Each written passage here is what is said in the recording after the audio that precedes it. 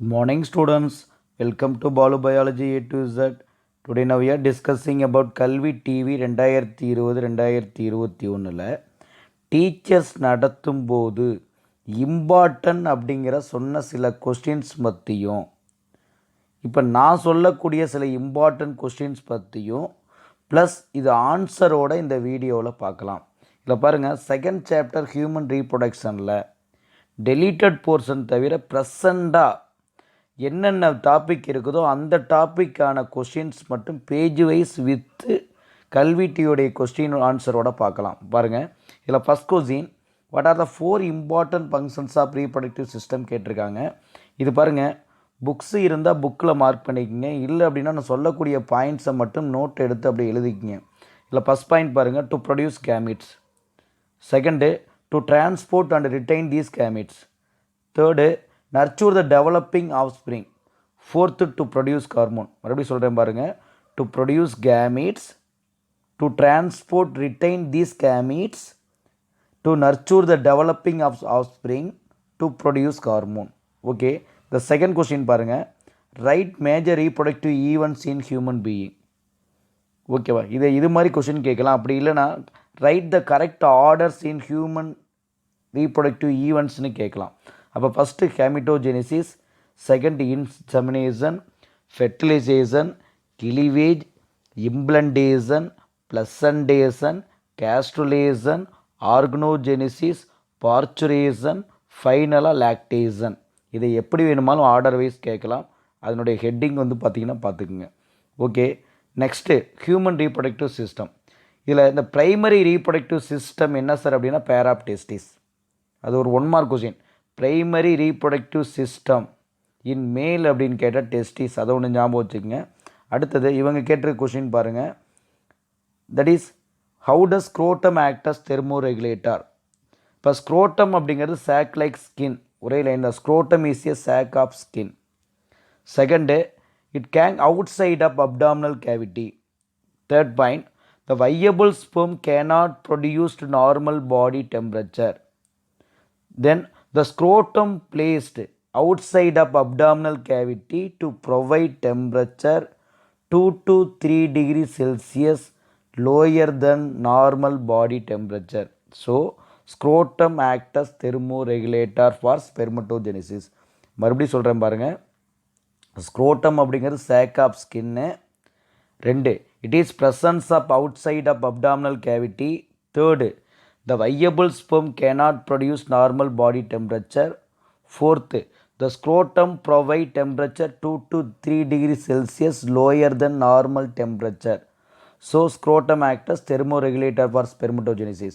அதில் பாருங்கள், நெக்ஸ்ட்டு ஒவ்வொரு டெஸ்டிஸையும் கவர் பண்ணி இருக்கக்கூடிய ஒரு அவுட்டர் மோஸ்ட் லேயர் என்னன்னு கேட்டால் டியூனிகா அல்புஜினியா. ஒரு 1 மார்க் கொஸ்டின் மார்க் பண்ணிக்கோங்க.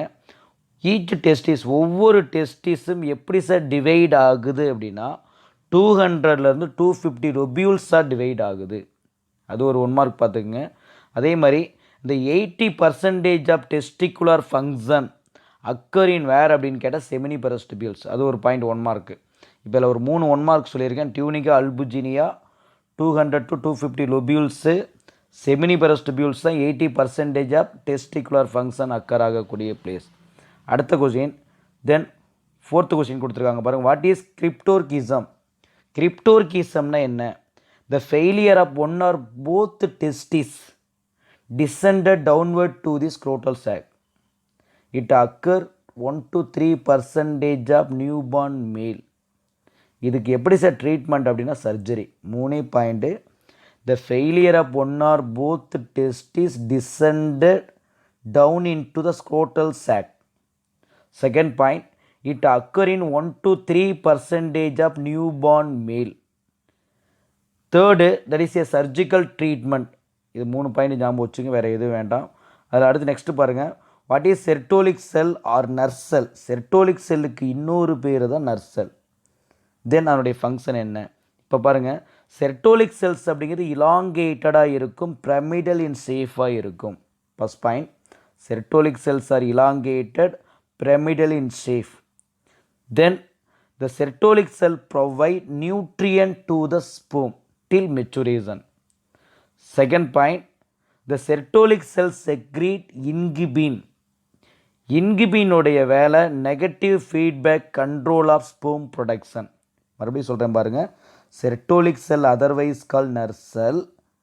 The nurse cells are elongated pyramidal in structure. Then it provide nourishment to sperm to till maturation. Then the sertolic cell produce inhibin hormone.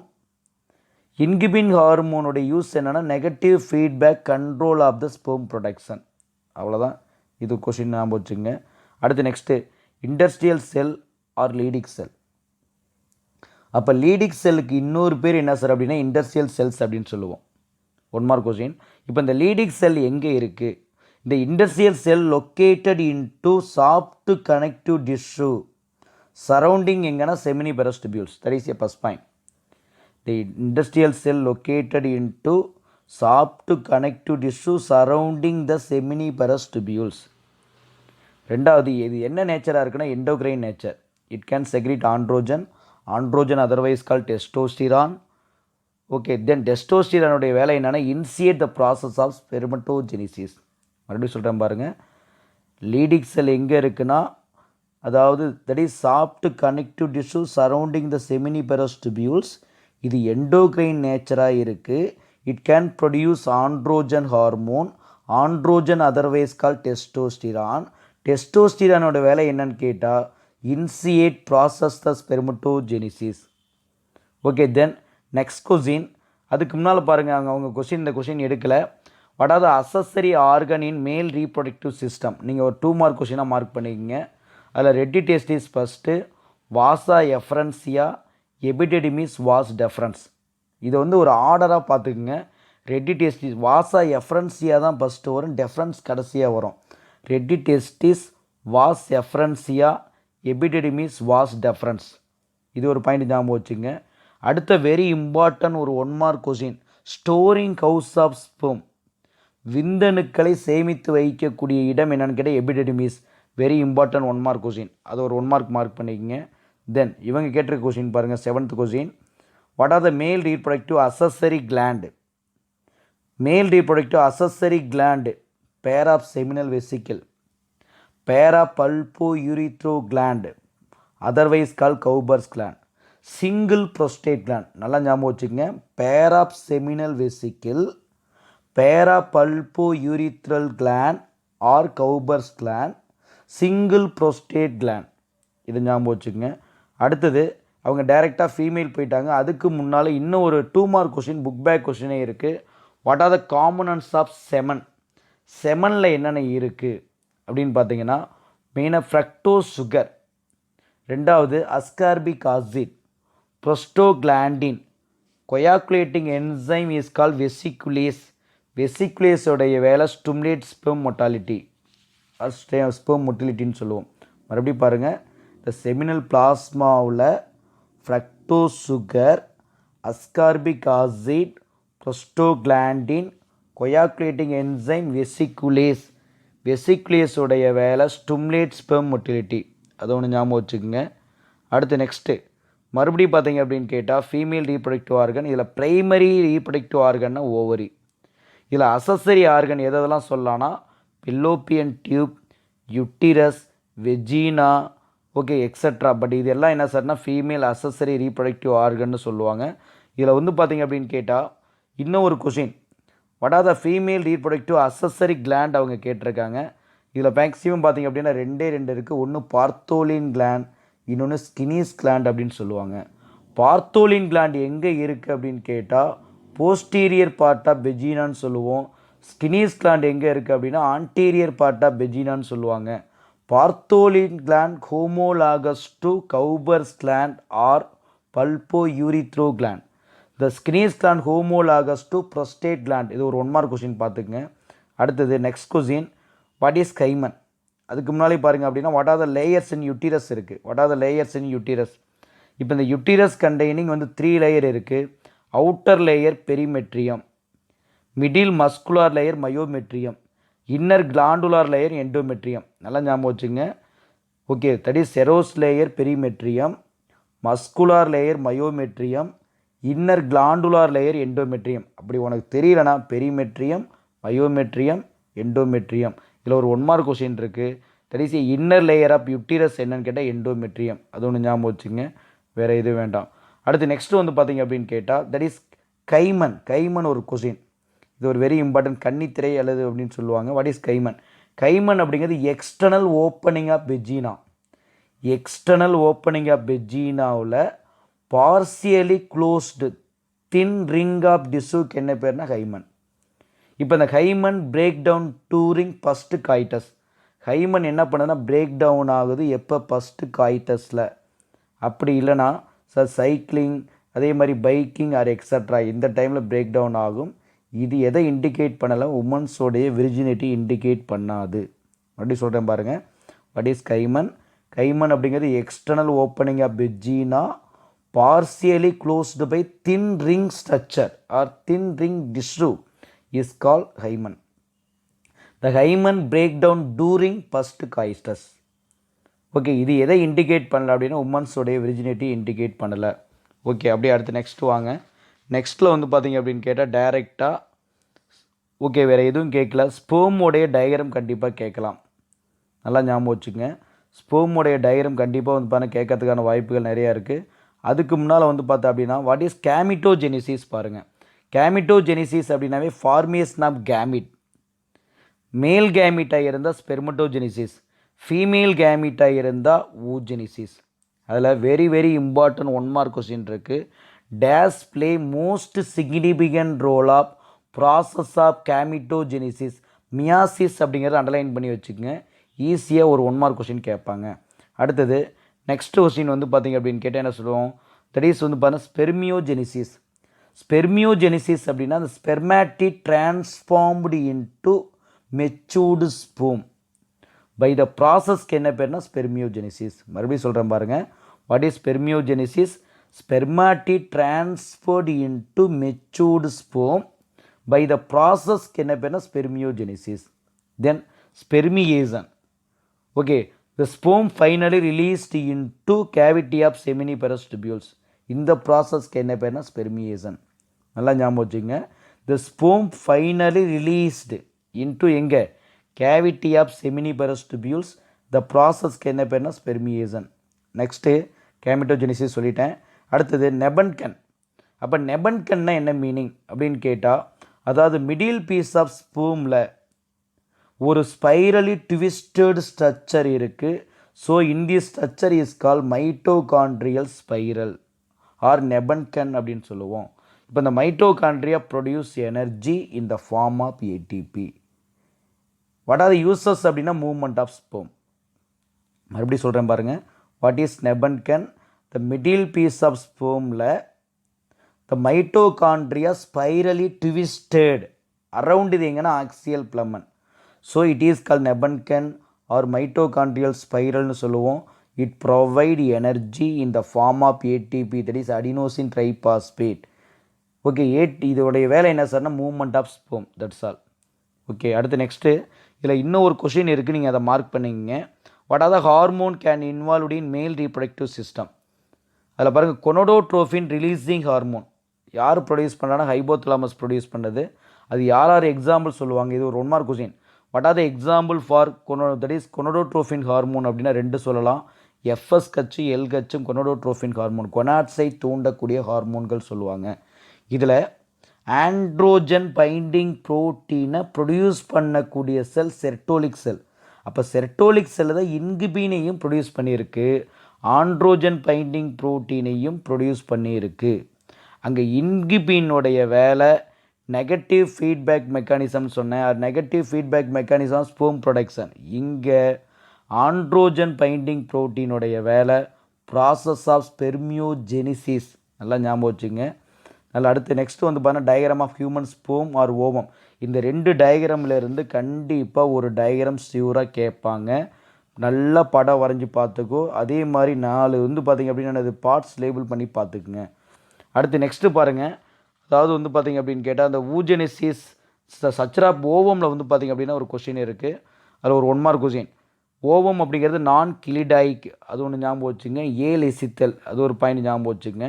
What are the layer present in ovum. இதில் வந்து பார்த்தீங்கன்னா outer லேயருக்கு என்ன பேர்னு corona radiata, middle லேயருக்கு என்ன பேர்னா ஜோனா பிலிசிடா, inner லேயருக்கு என்ன பேர்னா விட்டலின் மெம்பரேன் சொல்லுவோம். இதுக்கு எப்படி ஞாபகம் வச்சுக்கிறீங்க? கொரோனா வெளியில் இருக்குது, சோனா உள்ளே இருக்காங்க, அதுக்குள்ளே இருக்கிறது யாருன்னா விட்டலைன். அண்டர்ஸ்டாண்டா? அப்படி ஞாபகம் வச்சு கொரோனா சோனா வீட்டில், கொரோனா சோனா வீட்டில், கொரோனா யார் வீட்டில் இருக்குது? கொரோனா சோனா வீட்டில் இருக்குது. அப்போ கொரோனா ஃபஸ்ட்டு, சோனா 2, விட்டலின் 3. அப்போ விட்டலின் உள்ள, அதுக்கப்புறம் வந்து பார்த்தீங்கன்னா பெலிசிடா, அதுக்கப்புறம் பார்த்தீங்க அப்படின்னா கொரோனா ரேடியேட்டா. அது ஒன்று ஞாபகம் வச்சுக்கோங்க. அதே மாதிரி வந்து பார்த்தேன் அப்படின்னா இந்த ஊஜெனிசிஸ்லாம் இருக்குது. ஊஜெனிசிஸ் வந்து பார்த்தீங்கன்னா ஸ்பெர்மட்டோஜெனிசிஸ், அது இந்த டிஃப்ரென்ஷியேட் மட்டும் பார்த்துங்க. கேமிட்டோஜெனிசிஸில் வந்து ஸ்பெர்மட்டோஜெனிசிஸ்க்கும் ஊஜெனிசிஸ்க்கும் உள்ள ஒரு டிஃப்ரென்ஷியேட் ஒரு 5 மார்க் கொஷின் பார்த்துங்க. Or schematic representation of spermatogenesis oogenesis ஒரு 5 மார்க் கொஷின் கேட்கலாம். இதை பார்த்துக்குங்க. அதே மாதிரி மேல் ரீப்ரொடக்டிவ் சிஸ்டம்னு கேட்டால் இது வரைக்கும் சொன்ன எல்லா 2 மார்க்கையும் சேர்த்து எழுதிடுங்க. அதே மாதிரி ஃபீமேல் ரீப்ரொடக்டிவ் சிஸ்டம்னு கேட்டால் இது வரைக்கும் சொன்ன அந்த 2 மார்க் 3 மார்க் தொகுத்து எழுதுனா ஃபீமேல் ரீப்ரொடக்டிவ் சிஸ்டம் ஓவர். அதே மாதிரி கேமிட்டோஜெனிசிஸ் ஓவர். அடுத்து நெக்ஸ்ட்டு மென்ஸ்ட்ரல் சைக்கிள் கிடையாது, மென்ஸ்ட்ரல் ஹைஜீன் கிடையாது. டைரெக்டாக வந்து பார்த்தீங்கன்னா ஃபெர்டிலைசேஷன் அண்ட் இம்ப்ளான்டேஷன் மட்டும்தான். இப்போ இந்த ஃபெர்டிலைசேஷன் இம்ப்ளான்டேஷனில் என்ன கொஸ்டின் எடுத்திருக்காங்க பாருங்கள் இவங்க. அதாவது 17th question, what is capacitation of sperm. இப்போ கெப்பாசிட்டேஷன் அப்படின்னு நான் சொல்லுவோன்னா the sperm deposited in female reproductive tract. First point sperm deposited in female reproductive tract, இது கெப்பாசிட்டேஷன் சொல்லிடுவோம் முதல் point. It is biochemical event ரெண்டாவது பாயிண்ட்டு. இதில் மூணாவது பாயிண்ட்டு இந்த sperm penetrate and fertilise the egg. இவ்வளோ தான், ஒரே பாயிண்ட் ஞாபகம் வச்சுங்க. The sperm deposited in female reproductive tract undergo capacitation, that is first point. Second point, it is a biochemical even. Third point, it penetrate and fertilise the egg. எது penetrate ஆகுது? Sperm to penetrate and fertilise the egg. இது ஒரு point ஞாபகம் வச்சுங்க போதும். அடுத்து next வந்து பார்த்தீங்க அப்படின்னா that is acrosomal reaction. What is acrosomal ரியாக்ஷன்னா என்ன சார் மீனிங்? இப்போ எக்ஸாம்பிள், அக்ரோசோமல் மெம்ப்ரெயின் அப்படிங்கிறது ஸ்பெர்மோடைய ஹெட்டை கவர் பண்ணியிருக்கக்கூடிய மெம்ப்ரெயின். இது யார் ப்ரொடியூஸ் பண்ணியிருக்கா அப்படின்னு கேட்டால் கோல்கை அப்பாரட்டஸ், கோல்கை பாடி, கோல்கை காம்ப்ளெக்ஸ் அப்படின்னு சொல்லுவோம். அதால் உருவாக்கப்பட்ட ஒன்று தான் தட் இஸ் அக்ரோசோமல் மெம்ப்ரெயின். இப்போ இந்த அக்ரோசோம் மெம்ப்ரெயின் டிஸ்இன்டெகிரேட் ஆகி ரிலீஸிங் புரோட்டியோலைட்டிக் என்சைம் வெளியேறும். That is call hyaluronidase. இப்போ இந்த ஹைலோரினிடேஸ் என்ன பண்ணுது அப்படின்னு கேட்டால் break down of egg membrane. For எதுக்காக அப்படின்னா ஃபெர்டிலைசேஷனுக்காக. புரியுதா? மறுபடியும் சொல்கிறேன் பாருங்கள். What is acrosomal reaction? Acrosome means என்ன? Acrosome is a sperm covering, the sperm head covering submembrane. The membrane disintegrate, releasing proteolytic enzyme is called hyaluronidase. The hyaluronidase breakdown of egg membrane, corona radiata and zona pellucida. So in this reaction is called acrosomal reaction. Okay. Then next question, how does polyspermy prevented? Once fertilization is completed, first point, once fertilization is completed, cortical granules from the cytoplasm of ovum to form ஒரு barrier. அந்த பேரியருக்கு என்ன பேர்னா fertilization membrane. இப்போ இந்த fertilization membrane prevent many sperm enter to the egg. மறுபடியும் சொல்லிட்டுங்களா? Fertilization completed ஆயிருச்சு, cortical granules of from cytoplasm of ovum form. எதை உருவாக்குதுன்னா பேரியர். ஸோ இந்த membrane is call fertilization membrane. The fertilization membrane preventing many sperm enter to the egg. Okay. Then plastomere ஒரு 1 mark question. The first cleavage produce 2 identical cells, that is called plastomere. ஒரு 1 mark mark பண்ணிக்கங்க. அடுத்தது what is morula அவங்க கேட்டிருக்காங்க. அதாவது the zygote undergoes mitotic division after 72 hours of fertilization. The loose collection of cell form a berry shaped structure, so it is called morula. ஒரே line தான். The zygote undergoes division after 72 hours of fertilisation. Okay. இந்த cells to form berry shaped, அந்த berry shaped ஸ்ட்ரக்சருக்கு என்ன பேர் அப்படின்னா முருலான்னு சொல்லுவாங்க. அது ஒன்று ஞாபகம் வச்சுக்கோங்க. ஓகே தென் நெக்ஸ்ட்டு வந்து பார்த்தீங்க அப்படின்னு கேட்டால் தட் இஸ் என்னது பிளாஸ்டுலா. ஓகே பிளாஸ்டுலா என்ன சார் மீனிங்? அதாவது அங்கே இருக்கக்கூடிய வந்து பார்த்தோன்னா பாயிண்ட் ஆஃப் எம்ப்ரியோ இருக்குது இல்லைங்களா, அந்த எம்ப்ரியோவில் வந்து பார்த்தா அப்படின்னா நிறைய ஃப்ளூயிட் ஃபில்டு ஹாலோ பால் மாதிரி ஃபார்ம் ஆகிருக்கும். அதுக்கு என்ன பேர் அப்படின்னா பிளாஸ்டுலான்னு சொல்லுவாங்க. அதை ஃபார்ம் பண்ணி இருக்கக்கூடிய செல்ஸ் என்ன சார் சொல்லுவாங்க அப்படின்னா பிளாஸ்டோசிஸ்ட் அப்படிங்கிற மாதிரி கொடுத்துருக்காங்க. அது ஒன்று ஞாபகம் வச்சுக்கலாம். Cleavage, the after cleavage to form the cell is called என்ன சார் அப்படின்னா பிளாஸ்டுலான்னு சொல்லுவோம். அது ஒரு பாயிண்ட் ஞாபகம் வச்சுங்க. அடுத்து வாட் இஸ் எக்டோபிக் ப்ரெக்னன்சி? அதாவது the fertilised ovum implanted outside of the uterus.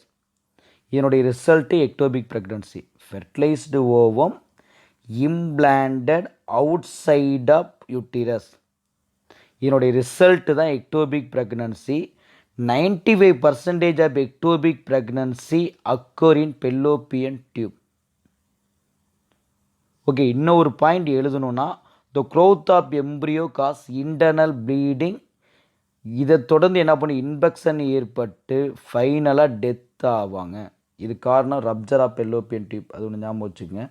Okay then next பார்த்தீங்க அப்படின்னு கேட்டால் what are the organ derived from 3 germ layer. அதுக்கு முன்னாலே பார்த்தீங்க அப்படின்னா நிறைய ஒரு கொஷின்ஸ்லாம் இருக்குது. என்ன சார் அப்படின்னு கேட்டால் what are the extra embryonic மெம்ப்ரெயின்னு கேட்கலாம். அதில் ஆம்னியான், யோக் சாக்கு, ஆலண்டாய், கோரியான்லாம் இருக்குது. நல்லா ஞாபகம் வச்சுக்கோங்க. அது அப்படியே ஒரு ஆப்ஷன் 1 மார்க் மாதிரி மேட்ச் த ஃபாலோவிங் மாதிரி எழுதுங்க. ஆம்னியானுக்கு நேராக எழுதிக்கோ. ஆம்னியான் அப்படிங்கிறது டபுள் லேயர் டிரான்ஸ்பேரண்ட் மெம்ப்ரெயின், முதல் பாயிண்ட்டு. ரெண்டாவது that is a balancing of environment, ரெண்டாவது பாயிண்ட்டு. மூணாவது point to regulate the temperature of foetus and to provide medium, that's all. Then yolk chalk.